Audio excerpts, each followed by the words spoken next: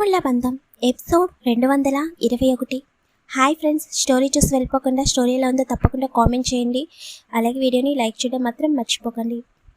విక్రమాదిత్యకి ఉదయం అవుతుండగా మెలకువ వస్తుంది. ఒకసారి ఎదురుగా ఉన్న క్లాక్ వైపు చూడగానే టైం 9 చూపిస్తుంది.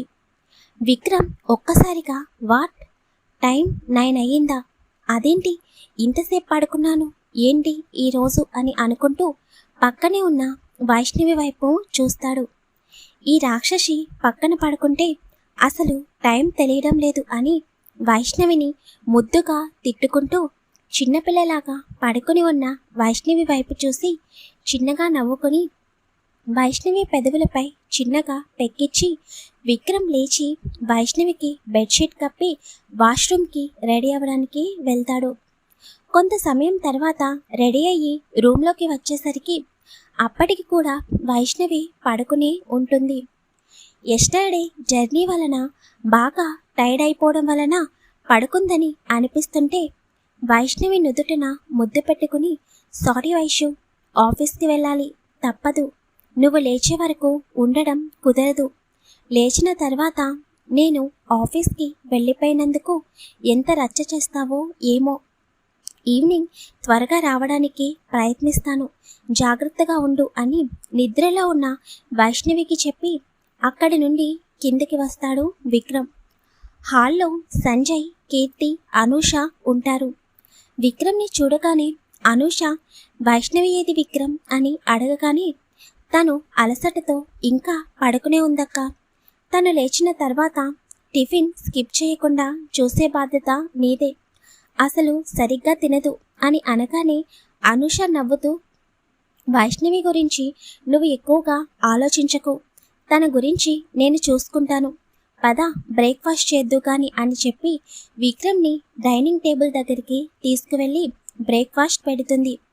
అక్క, నాకు రావడానికి లేట్ అవ్వచ్చు, వైష్ణవి ఆఫ్టర్నూన్ కూడా లంచ్ తినేటట్టు చూడు, ఎందుకంటే తను ఎక్కువ ఎప్పుడు ఫుడ్పై ఇంట్రెస్ట్ చూపించదు అని విక్రమ్ చెబుతుంటే అనూష విక్రమ్ వైపు అలాగే చూస్తూ, నీకు వైష్ణవి అంటే ప్రాణం కదా చిన్న అని అంటుంది.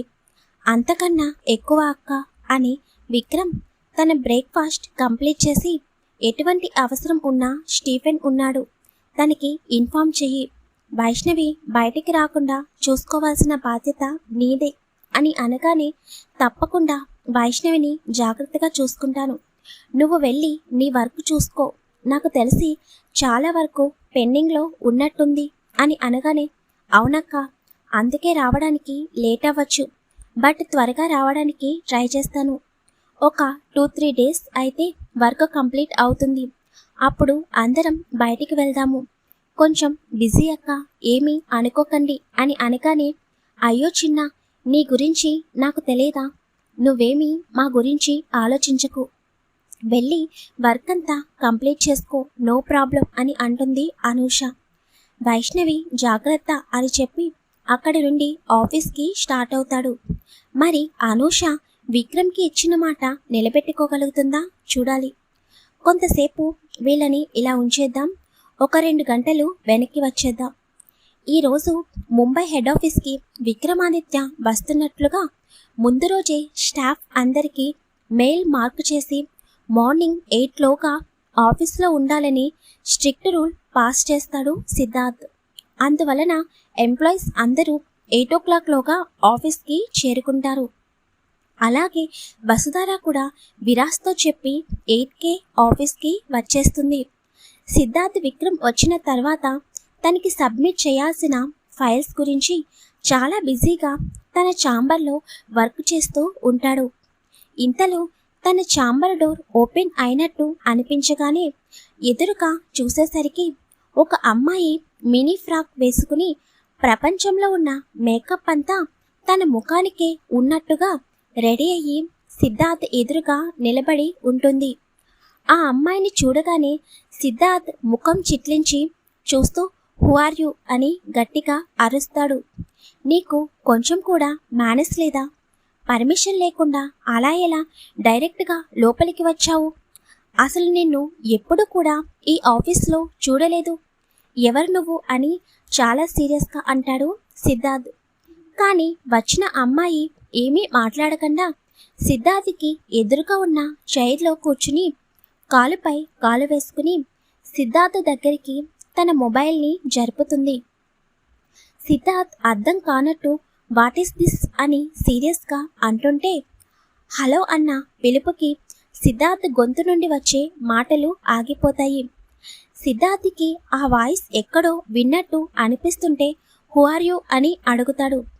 ఏంటి సిద్ధార్థ్, అప్పుడే నన్ను మర్చిపోయావా? నేను మీ విక్రమాదిత్య సార్ వాళ్ళ అమ్మ రాజేశ్వరిని మాట్లాడుతున్నాను అని అనగానే సిద్ధార్థ్ ఒక్కసారిగా చైర్లో నుండి పైకి లేచి గుడ్ మార్నింగ్ మేడం, మీరిలా కాల్ చేయడం చెప్పండి అని చాలా కంగారుగా అడుగుతాడు. చూడు సిద్ధార్థ్, నీతో కొంచెం మాట్లాడాలి. ఆ విషయం నీకు నాకు మధ్యన మాత్రమే ఉండాలి. మీ బాస్ విక్రమాదిత్య సార్ వరకు వెళ్ళిందంటే నీ సీట్లో ఇంకొకరు రావాల్సి వస్తుంది అని అనగానే సిద్ధార్థ్కి అర్థం కాక మీరు ఏం మాట్లాడుతున్నారో నాకు అర్థం కావడం లేదు మేడం, చెప్పండి అని అంటాడు. నీ ఎదురుగా కూర్చున్న అమ్మాయి పేరు నిషా. తను ఈ రోజు నుండి ముంబై ఆఫీస్లోనే వర్క్ చేస్తుంది.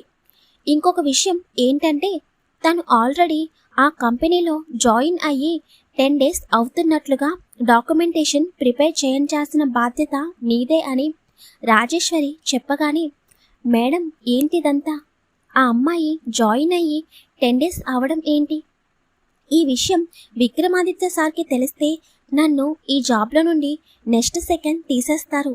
అంతేకాకుండా ఆయనకి మోసం చేయడం అంటే చాలా కోపం, జీవితంలో మళ్ళీ క్షమించలేరు అని సిద్ధార్థ్ అంటుంటే జాబ్ పోతే వేరొక జాబ్ చూసుకోవచ్చు సిద్ధార్థ్, ఒకవేళ ప్రాణాలే పోతే అని రాజేశ్వరి అనగానే మేడం అని అంటాడు సిద్ధార్థ్.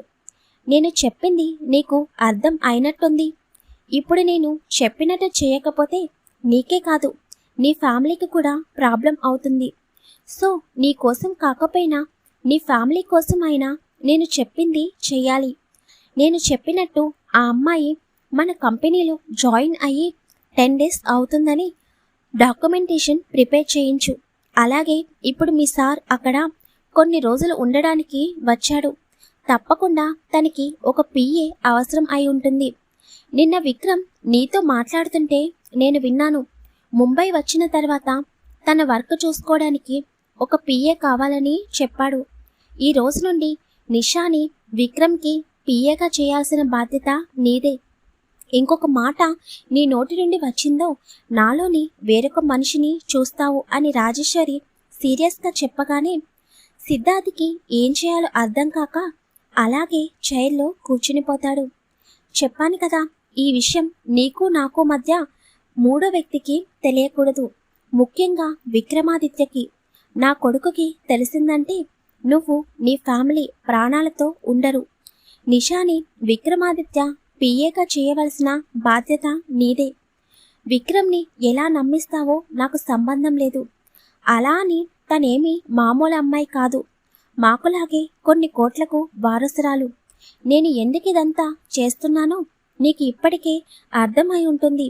ఇంకా మాట్లాడకుండా నేను చెప్పిన పని చెయ్యి అని ఫోన్ కట్ చేస్తారు రాజేశ్వరి. సిద్ధార్థ్ ఫోన్ని ఎదురుగా ఉన్న అమ్మాయికి ఇచ్చి తన చేతులతో తల పట్టుకుని కూర్చుంటాడు. ఎక్స్క్యూజ్ మీ అన్న పిలుపుకి సిద్ధార్థ్ ఎదురుగా చూస్తూ చెప్పండి మేడం అని అనగానే తన బ్యాగ్లో ఉన్న డాక్యుమెంట్స్ తీసి సిద్ధార్థ్కి ఇచ్చి ఆంటీ చెప్పినట్టు చెయ్యండి అని డాక్యుమెంట్స్ సిద్ధార్థ్కి ఇస్తుంది. సిద్ధార్థ్ చేసేదేమీ లేక రాజేశ్వరి చెప్పినట్టుగా చెయ్యాలని, లేకపోతే తన ఫ్యామిలీకి ప్రమాదం అని అనుకుంటూ ఆ డాక్యుమెంట్స్ తీసుకుని వాటిని చెక్ చేస్తాడు.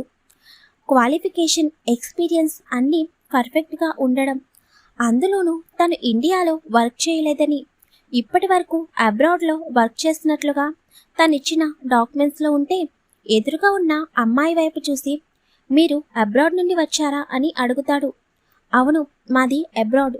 ఇంకా నీ క్వశ్చన్స్ అయిపోతే నేను వెళ్ళొచ్చా అని అడుగుతుంది. సిద్ధార్థ్ నిషా వైపు చూసి ఈమె నిజంగా విక్రమాదిత్య సార్ దగ్గర ఒక 2 days అయినా ఉండగలదా? అసలే విక్రమాదిత్య సార్కి కోపం ఎక్కువ.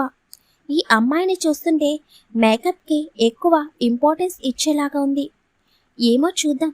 ఈ విషయం కానీ విక్రమ్ సార్కి తెలిస్తే అప్పుడు నా పరిస్థితి ఏంటో అని అనుకుంటూ వసుధారకి కాల్ చేసి తన ఛాంబర్కి రమ్మంటాడు.